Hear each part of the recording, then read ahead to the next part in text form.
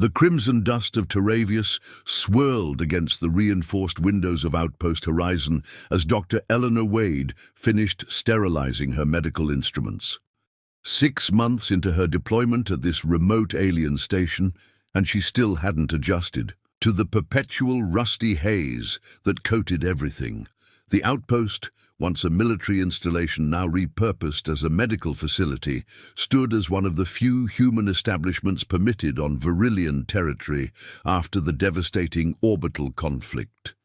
Eleanor rubbed her tired eyes and glanced at the chronometer, 2300 hours local time. The small medical bay remained empty, as it had been for days. Most Virillians still refused human medical care, their pride wounded more deeply than their bodies after the war's unexpected conclusion. Humanity's technological advantage had shocked the once dominant Virillians, who had considered humans barely worth diplomatic recognition before the conflict. "Computer, begin nightly shutdown procedures," Eleanor commanded, her voice echoing in the empty chamber. The soft hum of medical equipment began to diminish as systems entered low-power mode. That's when she heard it, a desperate pounding at the outpost's exterior airlock. Eleanor froze, hand instinctively moving to the small pulse pistol at her hip. Attacks on human outposts weren't common anymore, but isolation made her cautious. The security display flickered to life, showing a male Virillian hunched at the entrance. Tall and broad-shouldered like all his kind, his scaled skin shimmered with an iridescent blue-green that caught the outpost's exterior lights. But what startled Eleanor was the small bundle in his arms, a child, completely limp. "Medical emergency protocol initiated," Eleanor announced, triggering the airlock's opening sequence while rushing to prepare the examination table. The Virillian male stumbled in as the inner doors parted, the planet's thin atmosphere whistling behind him before the seal engaged. Up close, Eleanor could see desperation etched across his alien features, the flared gill-like structures at his neck pulsing rapidly with exertion, his 4-fingered hands trembling as he clutched the child. "Help," he managed in heavily accented universal standard. "My daughter, please." Eleanor gestured toward the examination table. "Place her here," she instructed calmly, professional instincts overriding any apprehension. The Virillian hesitated only briefly before carefully laying the child down. The girl couldn't have been more than the equivalent of 8 human years, her smaller frame showing the still-developing gill structures of Virillian youth. Unlike her father's vibrant coloration, her scales had dulled to a sickly grey-blue. "I'm Dr. Eleanor Wade," she said, activating the diagnostic scanner. "What happened to her?" "I am Krell, formerly Battalion Commander Krell Vaxar," he replied stiffly. "My daughter Mira was injured during the bombing of Calarius Valley. Her spine—" His voice broke, a whistling sound escaping his throat that Eleanor recognized as a sign of extreme distress in Virillians.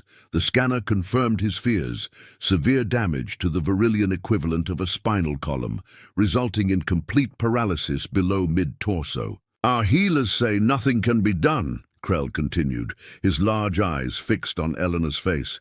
"They say she will never move again, but I heard—" He stopped, struggling visibly with his next words. "I heard that humans have technologies for such injuries. Technologies we do not." Eleanor studied the scans carefully. The damage was extensive, complicated by Virillian physiology that differed significantly from human. Standard treatments wouldn't work, but perhaps— Commander Krell. "I cannot promise anything," she said honestly, meeting his gaze. "But I will try everything within my power to help your daughter." Krell stared at her, centuries of ingrained superiority warring with a father's desperation on his face. Finally, he lowered his head, a gesture of profound submission in Virillian. "Culture, please," he whispered. "She is all I have left." As Eleanor began preliminary treatments, she couldn't help wondering what forces had brought this once proud warrior to her doorstep. Whatever happened next would change them both forever. She was certain of that much. Eleanor's fingers flew across the holographic interface, comparing the complex neural pathways of Virillian anatomy to the more familiar human structures she'd studied for years. 3 days had passed since Krell had brought Mira to the outpost, and Eleanor had barely slept, diving deep into research while maintaining the young Virillian's stable condition. The paralysis is complete, but the neural pathways aren't severed entirely, Eleanor muttered, more to herself than to Krell, who stood watching from the corner of the medical bay. It's almost as if they're dormant. Krell stepped forward, his massive frame making the human medical equipment seem delicate by comparison. Our healers said the damage was irreversible, that the sacred life channels were broken beyond repair. Eleanor glanced up. Sacred life channels? Krell hesitated, centuries of cultural secrecy warring with his desire to help his daughter. The pathways you call neural. Our people believe they carry not just signals, but spirit essence. I need to understand them better, Eleanor said, pushing away from the console. Your physiology is documented in our databases, but not in sufficient detail for what I'm attempting. Krell's gill structures flared slightly. You wish me to reveal biological secrets of my kind? I wish to help your daughter walk again, Eleanor replied firmly, but I can't do that blindfolded. A long silence stretched between them before Krell finally nodded. What do you need to know? For the next several hours they worked together, Krell explaining the intricacies of Virillian neural systems while Eleanor mapped them into her treatment models. She learned that Krell had once been a respected military commander, leading forces against human outposts before the war's tide turned. You fought against humans, and now you trust one with your daughter's life, Eleanor observed, while preparing a specialized nanite solution that might stimulate neural regeneration. The universe has a peculiar sense of justice, Krell replied, softly. I once ordered attacks on human settlements, believing your kind inferior. Now I beg for your superior medicine. Eleanor carefully administered the first treatment, injecting the solution near Mira's damaged neural bundle. This isn't about superiority, Commander. It's about using what we know to help each other. The treatment showed minimal effects initially, but on the 5th day, Eleanor's instruments detected a faint neural response in Mira's lower extremities. It wasn't much, certainly not enough for movement, but it was something. Her life channels respond, Krell said in wonder, watching the readings. How? I've combined Earth's regenerative nanotechnology with compounds similar to your traditional healing agents, Eleanor explained. The nanites act as microscopic bridges between damaged neural sections. For the first time since arriving, Krell's expression softened slightly. Perhaps there is wisdom in your human ways after all, Dr. Wade. Eleanor smiled, allowing herself a moment of hope as she adjusted Mira's medication. We've only just begun, Commander, but yes, I believe there is. Hope. Tell me about your world, Krell asked one evening, 3 weeks into Mira's treatment. They sat in the small observation dome atop the outpost, Teravius's 3 moons casting an ethereal glow across the rusty landscape. Eleanor smiled, surprised by his interest. Their relationship had evolved beyond the initial tension, developing into a cautious friendship as they worked together to care for Mira. Earth is blue, mostly water, she explained. Nothing like the red deserts here. We have forests that stretch for thousands of kilometers, oceans deeper than your tallest mountains. Mira's mother loved water, Krell said softly. She would have appreciated your world. Eleanor hesitated before asking, what happened to her? The same bombing that injured Mira. I was commanding forces elsewhere when our settlement was targeted. His voice grew strained. I was fighting humans while my family suffered. The weight of his guilt hung heavy between them. Eleanor reached out instinctively, her hand touching his scaled arm in comfort. To her surprise, he didn't pull away. "The war took much from all of us," she said quietly, "but what matters now is how we rebuild." Their eyes met, the moment stretching between them until Eleanor became acutely aware of the warmth of his skin. Beneath her fingers, she withdrew her hand, suddenly flustered. "Mira's morning treatment," she said, standing abruptly. "We should check if there's been progress." In the medical bay, Mira was awake, her large eyes tracking their movement. Over the weeks, Eleanor had taught her some basic universal standard, and they had developed a simple communication system. "Good morning, brave one," Eleanor said, using the nickname she'd given the child. "Let's see how those nerves are doing." Today, the scans showed continued improvement, with neural activity now extending to Mira's upper legs. Eleanor was preparing to administer the day's treatment when alarms suddenly blared throughout the medical bay. "Her body is rejecting the latest nanite formulation," Eleanor realized with horror, watching Mira's vital signs destabilize. "I need to flush her system immediately." Krell moved with surprising speed, assisting as Eleanor worked frantically to counteract the reaction. For tense minutes, they fought to stabilize Mira, their hands working in perfect synchronization despite their different anatomies. When the crisis finally passed, Eleanor slumped against the medical console, exhausted. "I've been too aggressive with the treatment," she admitted. "I'll need to reformulate completely." Krell stood beside her, unusually close. "You saved her again." "We saved her," Eleanor corrected. "I couldn't have done it without you." Something shifted in Krell's expression. "Before the war, I believed humans were resourceful, but ultimately soulless, biological machines good only for labor and war. I was wrong." Eleanor felt a flush of warmth at his words. "And I was taught Virillians were cold, arrogant warriors incapable of genuine emotion. I was equally wrong." Their gazes held, something unspoken passing between them that both thrilled and terrified Eleanor. Whatever was developing between them was as unexpected as it was impossible, and yet it felt like the most natural progression in the universe. "Again, Mira, concentrate on the movement," Eleanor encouraged, supporting the young Virillian's weight as she struggled to make her leg muscles respond. 2 months had passed since Krell had first arrived at the outpost. Eleanor's modified treatment, a complex combination of Earth's neural regeneration techniques and Virillian biological compounds, had gradually restored connection to Mira's lower body. Now they worked daily on translating those neural signals into actual movement. Krell watched intently from nearby, his powerful frame tense with anticipation. Over the weeks, his protective shell had gradually fallen away, revealing a thoughtful, complex individual beneath the warrior exterior.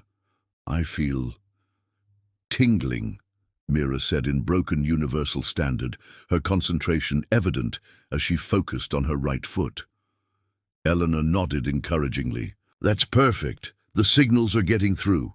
Now try to move your toes forward, just like we practiced." For several seconds, nothing happened. Then, almost imperceptibly at first, Mira's foot twitched forward. The movement was slight, barely a centimeter, but it was undeniably deliberate. "Father," Mira called out excitedly, I moved it myself." Krell approached slowly, disbelief and hope warring on his face. He knelt before his daughter, placing one large hand gently beneath her foot. "Do it again, little star, show me." With tremendous effort, Mira repeated the movement, her foot pressing slightly against her father's palm. Something broke in Krell. Then, a dam of emotion long held back. He made that whistling sound of Virillian emotion, but this time it carried joy rather than distress. "Dr. Wade," he began, then corrected himself. "Eleanor, what you have done is only the beginning." Eleanor finished, her own eyes moist. "With continued therapy, there's every reason to believe Mira will walk again." That evening, news of Mira's progress spread quickly through the nearby Virillian settlement. 2 families arrived at the outpost, carrying children with combat injuries previously deemed untreatable. Eleanor received them all, promising to do what she could. Later, as the facility finally grew quiet, Eleanor found Krell in the observation dome, staring at the moons. "You've started something remarkable," he said as she joined him. "My people, speak of you now, the human healer who achieves what our own cannot." "I'm just applying different knowledge," Eleanor said modestly. "Your people have medical techniques we could learn from as well." Krell turned to face her, his towering frame illuminated by moonlight. "You have given my daughter back her future, and in doing so you have given me—" He hesitated, searching for words. "You have given me perspective I never thought possible." The air between them charged with unspoken feeling. Eleanor felt drawn to him in a way that defied logic or explanation. Different species, former enemies, and yet connected by something transcending both. "Krell," she whispered, not knowing what else to say. He reached out, his four-fingered hand gently cupping her face. "Among my people, a life debt is the most sacred bond, but what I feel for you goes beyond obligation." When he leaned down, Eleanor met him halfway, their lips connecting in a kiss that bridged worlds. Different anatomies, different cultures, yet the feeling that passed between them needed no translation. The following day, Mira took her first unassisted steps, small, trembling movements that nonetheless carried her forward under her own power. When she reached Eleanor, the child embraced her fiercely. Krell watched them, tears streaming down his scaled face. "You are more than human," he said, voice thick with emotion. "You are hope itself." 6 months after Krell had first carried Mira through the outpost doors, Eleanor stood on the facility's observation platform, watching the young Virillian walking, across the compound's training yard. Her gait remained somewhat unsteady, requiring occasional support from the specialized braces Eleanor had designed. But the improvement was nothing short of miraculous. 10 meters yesterday, 15 today," came Krell's deep voice as he joined her at the railing. "Soon she will outpace us both." Eleanor smiled, leaning slightly against his solid presence. Their relationship had developed in ways neither could have imagined, crossing boundaries of species and culture to create something entirely new. The Virillian High Council had initially reacted with shock and disapproval, but Mira's recovery, along with the successful treatments of other Virillian children, had softened their stance considerably. "The supply ship arrives tomorrow," Eleanor said. "The Medical Council is sending 3 more human doctors to learn the combined techniques we've developed." Krell nodded thoughtfully. "And my people are sending healers to work alongside them. A collaboration unthinkable before Mira," Eleanor finished, "before us." Their moment of reflection was interrupted by the arrival of a formal Virillian delegation approaching the outpost. Council members in ceremonial attire, their scaled skin adorned with the traditional markings of governmental authority. "They're early," Krell noted, straightening to his full, imposing height. "The recognition ceremony wasn't scheduled until tomorrow." Eleanor smoothed her medical uniform nervously. The ceremony would formally acknowledge the healing partnership between humans and Virillians, with her and Krell's work as the cornerstone of the accord. "How do I look?" she asked, half joking to mask her anxiety. Krell regarded her with an intensity that still made her heart race. "Like the future," he answered simply. The ceremony itself was held in the outpost's central courtyard, now expanded, to accommodate the growing number of patients and medical staff. Eleanor stood beside Krell as the Virillian High Counselor spoke of new beginnings and shared knowledge. Mira sat in the front row, proudly showing off her ability to sit independently, her scales having regained their healthy blue-green luster. When it came time for Krell to speak, he stepped forward with the dignity of his former military rank. But when he turned to face the assembly, his expression held none of the arrogance that had once defined him. 6 cycles ago, I carried my daughter here believing I had exhausted all hope. he began, his resonant voice carrying across the courtyard. I came to beg assistance from those I once considered enemies, those I had fought against in the name of Varillian supremacy. He paused, looking directly at Eleanor. What I found was not just medical knowledge, but wisdom that transcends our differences. Dr. Eleanor Wade did not merely heal my daughter's body, she began healing the rift between our peoples. Krell gestured toward Eleanor, inviting her to join him. When she did, he surprised everyone by taking her hand in the human gesture of partnership they had privately adopted. Before you all, I declare that Eleanor Wade is more than human. She is hope itself, and in her I have found not just a healer for my child, but a partner for my future. Murmurs rippled through the assembly, but they were overwhelmed by Mira's enthusiastic applause, quickly joined by the families of other healed children. Later, as the three of them stood together watching Taravius's spectacular sunset, Eleanor felt a tugging at her hand. Mira looked up at her, eyes bright with intelligence and renewed life. Thank you for making me walk again, the child said, in now fluent universal standard, and thank you for making my father smile again. Eleanor knelt to embrace her, the child who had become the most unexpected bridge between worlds. Over Mira's shoulder she met Krell's gaze, seeing in it all the complexity of their journey, from enemies to reluctant allies to something far deeper and more profound. We all walked a new path together, Eleanor said softly, and we're just beginning to see where it leads. As the last light of day painted the rusty landscape in gold, Mira hugged Eleanor tightly while Krell watched with silent gratitude. Three individuals from different worlds, united by healing, hope, and the promise of a future none of them could have imagined before chance and necessity brought them together at the edge of the galaxy. 3.7 Sonnet.